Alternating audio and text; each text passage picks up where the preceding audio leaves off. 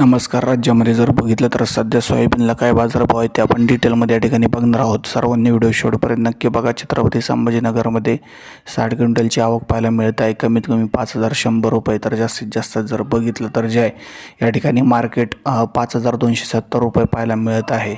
या ठिकाणी जर बघितलं तर जे आहे मार्केटमध्ये आणखीन बाजारभाव वाढणे अत्यंत गरजेचे आहे. यानंतर जर बघितलं तर लातूर जिल्ह्यामध्ये कमीत कमी 5,000 तर जास्तीत जास्त 5,400 मार्केट लातूर जिल्ह्यामध्ये आपल्याला पाहायला मिळतं. नंतर जर बघितलं तर जे बहुतांश बाजार समित्यांमध्ये बाजारभाव याच रेंजमध्ये आहे.